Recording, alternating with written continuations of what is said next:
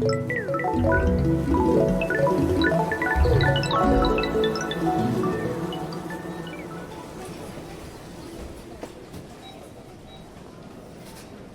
know what's kind of a modern-day miracle?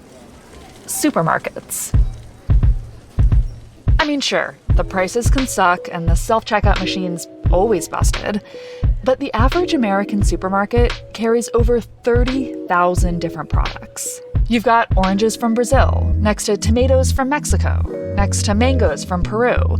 These seemingly endless amounts of food, always there, always fresh and available, and stacked into neat little pyramids under fluorescent lights. Let's pick up a few things for dinner. What if all that food just disappeared? Hit the produce first. We get some kale. Well, actually, we can't. We can't get kale. We can't get kale. I'm Teresa Katsourelis. I'm a staff reporter at the Food and Environment Reporting Network. That's kind of a mouthful, so we usually just go by Fern. We investigate where our food comes from and what our decisions about growing it and eating it mean for the planet. So right now, my wife and I are shopping at our local grocery store. But there's a catch. We have to shop as if pollinators, all the birds, bats, and bees that quietly support our food system, just didn't exist anymore. No, we can't get zucchini. We can't get zucchini. We can't get zucchini. Okay. Well, what about broccoli? No. No broccoli. What about just tomato sauce? Okay, so long as there isn't any garlic or onion in the sauce. Like basically any flavor. So boring. Okay, so this dinner is going to be rough, but at least I'm doing what I do best, annoying my wife to make a point. So we have plain pasta, tomatoes, and chicken. I think that's... You think that's our dinner? I think that's our dinner. Wait, maybe we can get a drink. We're in the but wine we can't aisle. have that either. We can't have wine? No wine, no What tequila. world is this? I guess we could technically live like this, but man, would it suck if we had to. And as much fun as we're having, this goofy grocery store challenge is actually illustrating a massive ecological problem that's complex and deadly serious. From the Food and Environment Reporting Network, this is Buzzkill, a podcast where we take on the pollinator crisis, what it is, how we're making it worse, and what we can do to stop it. Right now, there are about 350,000 different pollinator species on this planet. We're talking bees, butterflies, ants, moths, birds, bats, in some cases, even mosquitoes. Together, these pollinators have developed this symbiotic relationship with many flowering plants, so the plants can produce seeds and fruit.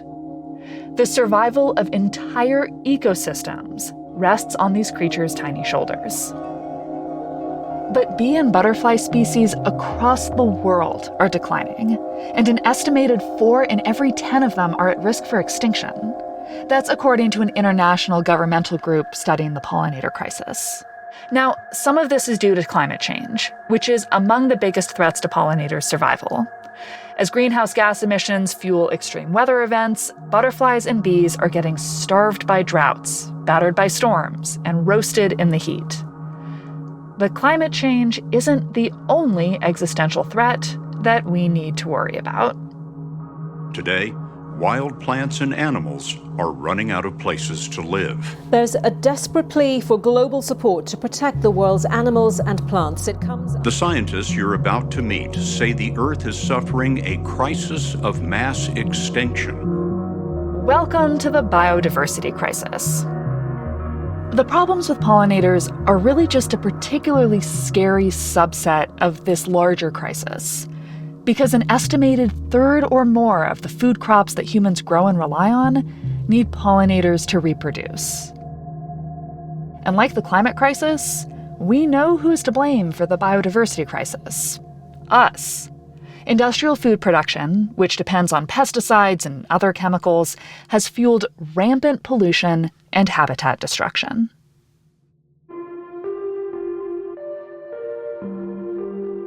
So, that's a buzzkill, but we can help with that, because it's not too late to fix this.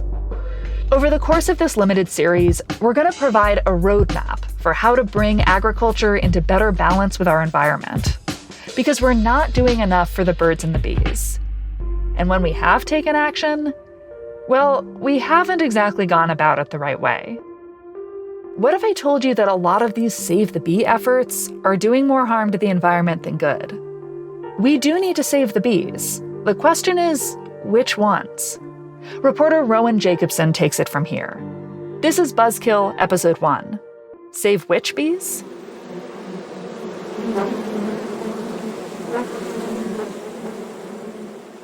Portland, Oregon is a city of coffee shops, food carts, and environmental activism. Maybe you remember the TV show Portlandia, poking fun at Portland's culture. Do you remember the 90s? Yeah, people were singing about saving the planet and forming bands. Yeah? There's a place where that idea still exists as a reality. Where is it? Portland. Oregon? Yeah. Walk its leafy streets and you'll find lush organic landscaping, net zero tiny houses, and a lot of backyard beehives. Oregon just got a pollinator license plate. And so I got mine, but I had to, be fancy and get the vanity plate. Kind of place where you'd find a pollinator paradise license plate and a beekeeper who couldn't get one fast enough for her car. Of course, I have my bees here. This is my hive house. I used to keep chickens and decided it wasn't for me after doing it for a few years. And so Meet Mandy Shaw. She lives in a suburb right outside the city of Portland. And so I decided to move my bees into this little structure. The structure houses thousands of bees and is 10 by 12 with a corrugated slanted roof. And it keeps them dry, and it's just kind of a nice condensed space for them. The walls are made of screen material, like for your windows. Because when you have bees in your backyard and you want to also enjoy it as a living space, you have to control their flight paths. In case you haven't already noticed, Mandy nerds out on bees. I love beekeeping. I crave the ritual of putting on my suit and veil, the lingering smell that the smoker leaves in my hair and clothing for long after it has gone out, the heavy scent. In fact, she has a podcast. This is Beekeeper Confidential, a show about the curious lives of bees and their beekeepers. I'm your host, Mandy Shaw. Mandy says she started out like a lot of people, as a hobbyist. We'll get back to the hobbyists in a bit, but for now, we're going to stick with Mandy. I started getting into pollinator gardening. Of course, I was starting to look at honeybee keeping, but that year, a swarm of bees landed in a tree in my front yard. And it was so amazing and awesome. And we called a beekeeper to come and get them. And that experience for me was one of those moments in your life that, it's like a sign. You got to do this. It was so cool. So the next year, She got her first colony of bees and just took off from there. She joined beekeeping associations for both Portland and the state of Oregon. Now she teaches other people how to get started in beekeeping. So I'll go and speak at events, or I'll go and teach workshops and share what I have learned so that other people, have a better head start on it. Because beekeeping is actually not so simple as putting the bees in the hive and waiting for honey. Lately, there have been a lot of new people looking to get started in bees. In the past 5 years, the number of hives in the country has risen by about 1 million. And a lot of that rise is due to hobbyists. Some of these hobbyists are out in the country, but a growing number are in cities, keeping bees on their rooftops or in small garden plots. The bees are really gentle. Interest in beekeeping is growing. Every year, Bartosz has more hives to inspect. A beekeeper himself, It's really a nice hive. he's seen the number of apiaries grow from 250 to more than 360. Eric Musson studies bees at the University of California, Davis. He says urban beekeeping is spreading from rooftops to backyards. Even the White House has its own hive. Boy, it's really, really caught on. Some of these new beekeepers are just in it for the honey. But for a lot of people, the interest in bees isn't so much about the bees themselves, but the fact that so many bees are dying. And all of this, the interest in beekeeping, the rise in hives, it all dates back to the mid-2000s, when a mysterious syndrome began decimating honeybee colonies that are used to pollinate our crops. This might be one of the most interesting, disturbing, and puzzling stories. Farmers who use these colonies for their production of fruits and vegetables were hit hard. In parts of the country, there is still a critical shortage of bees. A rash of mysterious disappearances of honeybee colonies has many bee growers scratching their heads. It's a complex problem that's killed off about 45% of commercial bee colonies, likely the result of pesticides, parasites, and disease. The sudden die-off of all these honeybees got a name. Scientists called it colony collapse disorder, CCD. It appears to be just an overwhelming number of stresses all at one time. The adult bees fly out of the hive and just don't come back. There are a number of factors contributing to the decimation of these colonies. It's everything from invasive mites, viruses, and gut parasites to stress on the bees caused by pollution. CCD forced a lot of Americans to wrestle with a basic fact of life. Most plants won't make fruit unless their flowers get pollinated with pollen from another plant of the same species. That transfer is usually handled by bees, whose furry bodies are perfectly suited to the task. As bees fly from flower to flower, sipping up the sugary nectar, they get covered in sticky pollen grains, and some of those pollen grains get deposited in the next flower. The good stuff, the cucumbers and the melons and the strawberries and the apples and all of those things are directly dependent upon the honeybee. Let's dispel a myth about CCD right here. A lot of people think that if we don't save the bees, we won't have enough food. Not true. Most of our calories come from grains like corn, wheat, and rice, and they don't need pollinators. But the colorful stuff that makes our meals healthy and delicious does. Juicy blueberries, crunchy almonds, bright orange pumpkins. All those fruits, nuts, and vegetables depend on bees. And one bee in particular, the domesticated honeybee. There are 20,000 species of bees in the world, and most of them are not domesticated. They're solitary, living in holes in the ground. There's the black furry bumblebee, the gentle mason bee, and the teeny tiny sweat bee. Those are all wild bees. But the honeybee is a domesticated bee. It was brought here by European settlers in the 17th century. Honeybees typically live in colonies of 50,000 individuals, and they happily live in wooden boxes. And that makes them the best pollinators in the game, and a priceless partner in food production. And what it means to the agricultural economy is about $15 billion a year in agricultural production for the United States. The industrialized agriculture system in the US is built around monocrops, using lots of pesticides. It's the most efficient way to make the most food for the least amount of money. In these kinds of farms, there are very few good places for pollinators to thrive. Large farms are a kind of biological desert. So, what do we do? When the crops are about to bloom, farmers pay commercial beekeepers to truck hives of honeybees into the fields. It's industrial pollination for an industrial food system.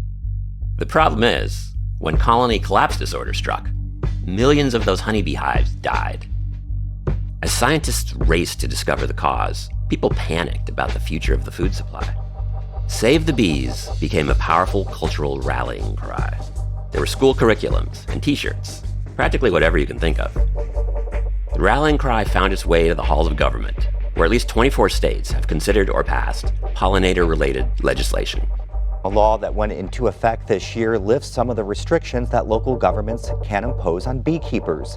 It's one way the state is getting involved to help protect bees. And Sesame Street got involved too. Mr. Ryan? Yes, Elmo. Elmo wants to know, what can we do to help the bees?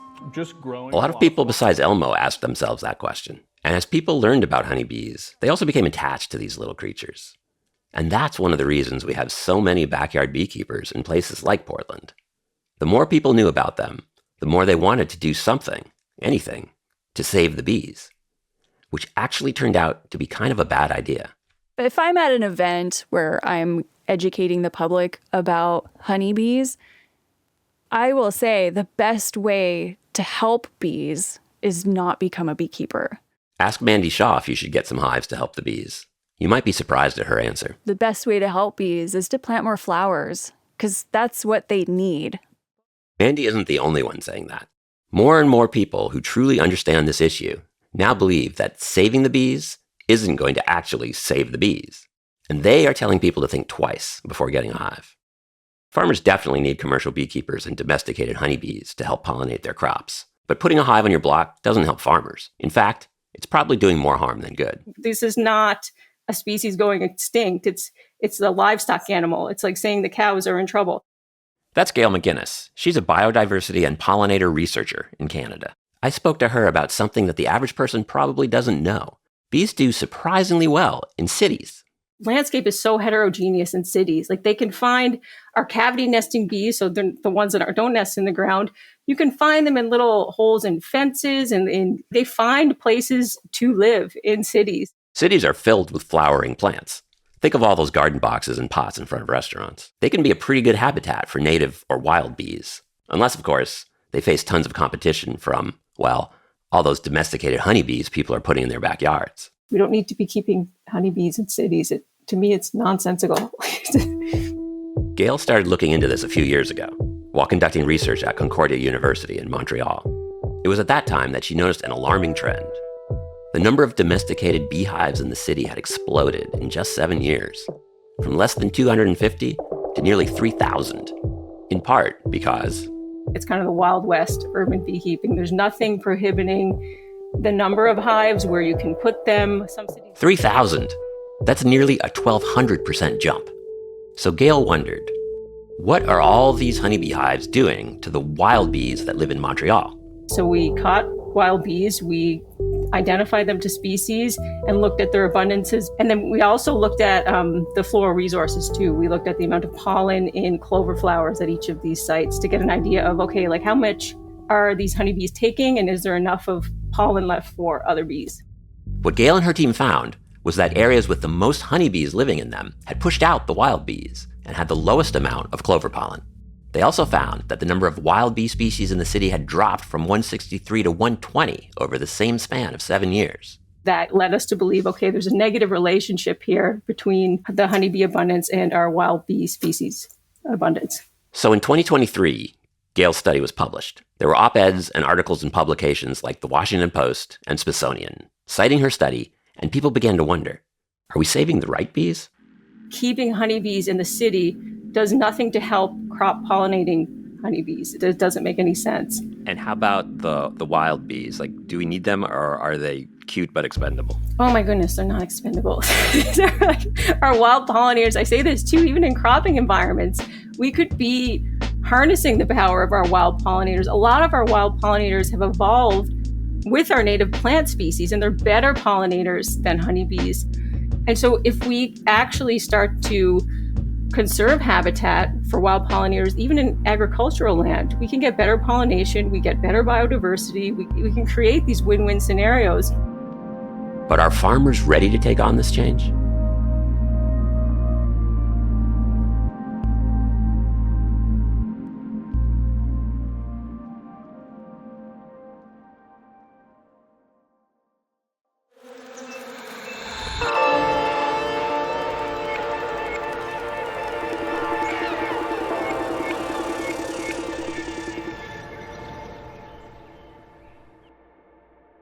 With the rise of urban beekeeping, honeybees may play a role in the decline of wild bees in cities.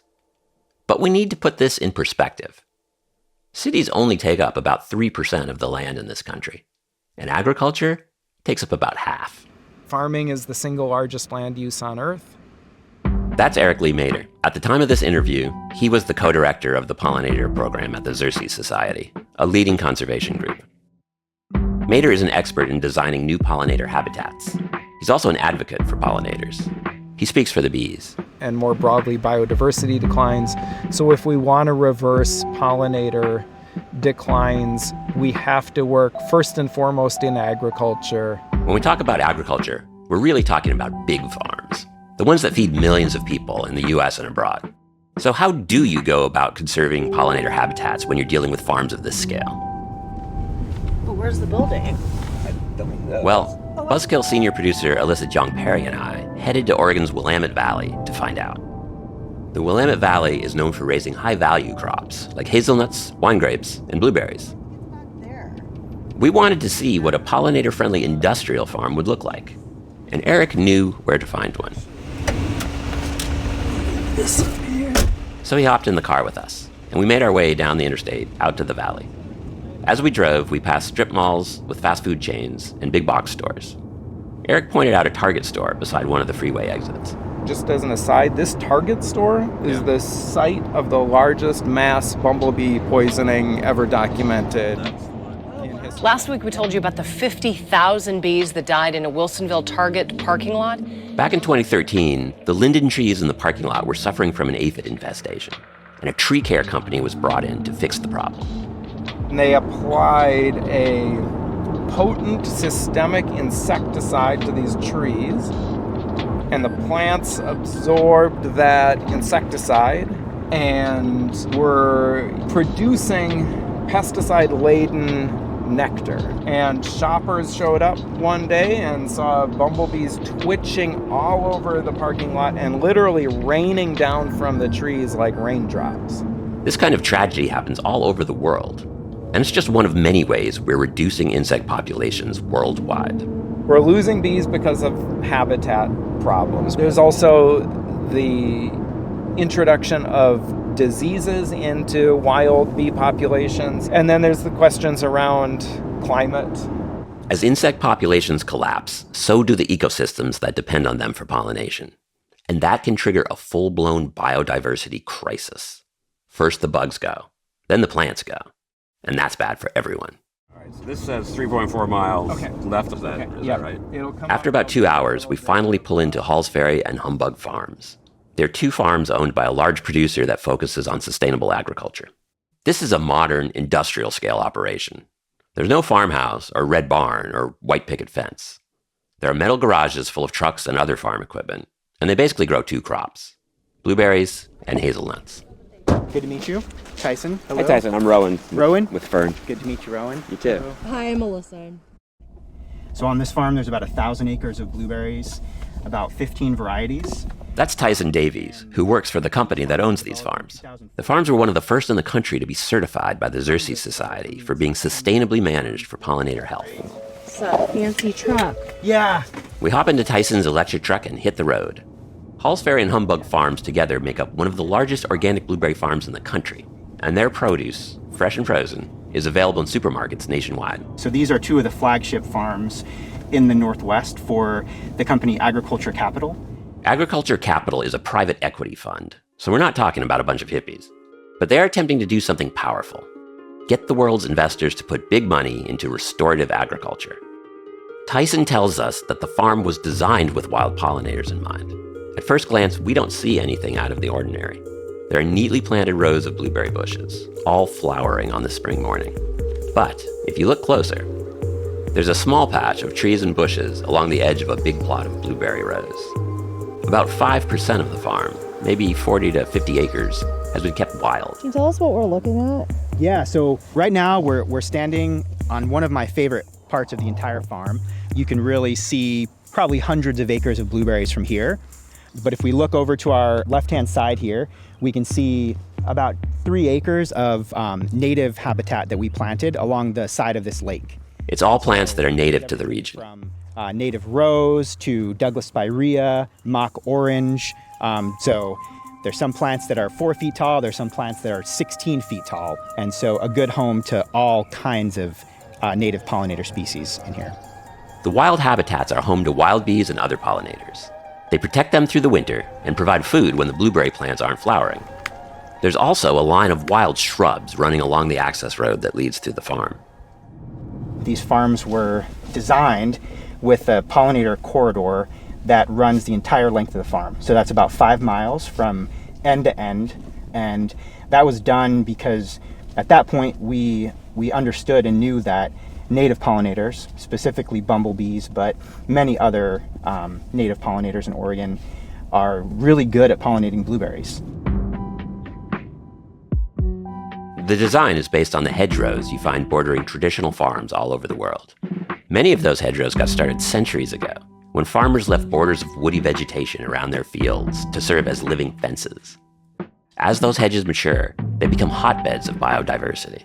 Hundreds of species use them or live in them, including insects that feed on crop pests and bees that provide pollination. That makes them an easy way for farms to improve the environment without sacrificing productivity.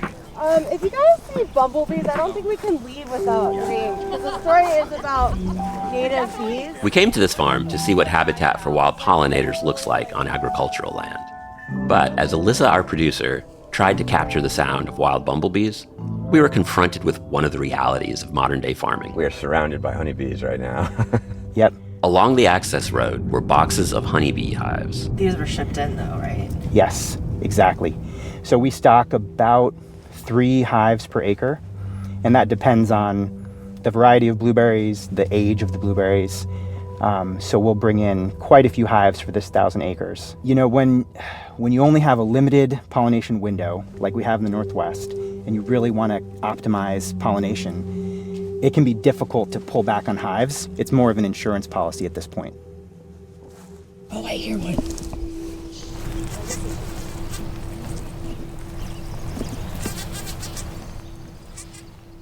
Let's be clear here.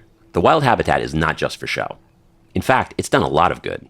According to Agriculture Capital, within the first few years of implementing hedgerows, the habitat has resulted in a 6-fold increase in the number of wild pollinators on the farm. And the number of beneficial insects that prey on crop pests has more than doubled, allowing producers to spray a little less. As another bonus, the bumblebees in the hedgerows fly at lower temperatures than honeybees, so in a cool, wet year, they provide important backup pollination.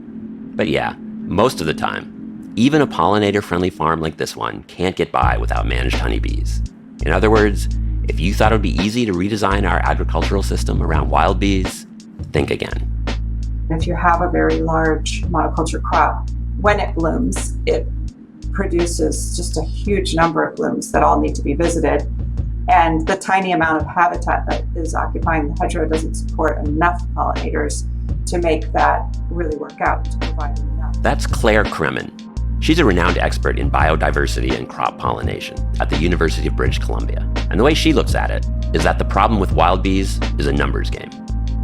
When your entire year's production of blueberries is dependent on a 2-week bloom window, there's no substitute for the pollinating power of millions of honeybees. She's actually looked into how much land it would take to provide enough wild bees to do the job. It was a sort of frighteningly large amount. Like if you wanted to get all your pollination needs met by wild pollinators, we found that you needed about 30% of the surrounding habitat within the surrounding 2 kilometers of the farm to be natural habitat. We're not going to get to a place where a third of the land around a mega farm is natural habitat. It just wouldn't make sense financially in today's industrial agricultural landscapes. It's more about economies of scale, so profitability. It's about convenience. It's about the supply chain. Those who collect the products off the farm and get them to factories, they're driving up with big trucks. They want to fill up their truck easily with a single commodity. That's what's easiest. That keeps food prices low, or at least a lot lower than they'd otherwise be. And the pressure of the market means that system is hard to change. Even devoting just 5% of its land to wild habitat puts this farm at a disadvantage against its big competitors. But researchers like Claire think there's another solution. The largest farms are not necessarily the most productive ones. Neither are the smallest ones. There's sort of a intermediate that is more productive. Claire says the sweet spot is 200 to 300 acres. Such farms are actually better at producing a lot of food per acre while being wild pollinator friendly. And by growing a mix of different crops with different bloom times, they can get by with fewer pollinators. It would look like a giant mosaic of these small to medium-sized farms, and they'd be very diversified. So they'd be growing a lot of different things, either within the field or in multiple fields within their operation. Meaning no more biological deserts. Most sides of a field would have a hedgerow or some kind of tree planting. They would have patches of natural habitat integrated within them so that we would get towards this 10 to 20% of natural habitat. I think these would be beautiful farming landscapes. Me too. That's a beautiful vision to strive for. A patchwork landscape of smart, human-sized farms in which food production and, yes, saving the bees go hand in hand. We're not going to get there today. Maybe not even tomorrow. But working toward it in meaningful ways, like advocating for government policy that encourages it, or supporting businesses that function this way, is probably a better goal than getting a colony for your yard. We want to encourage people to seek change for pollinators. We have to. But we need to make sure that doing a good thing is also doing the right thing.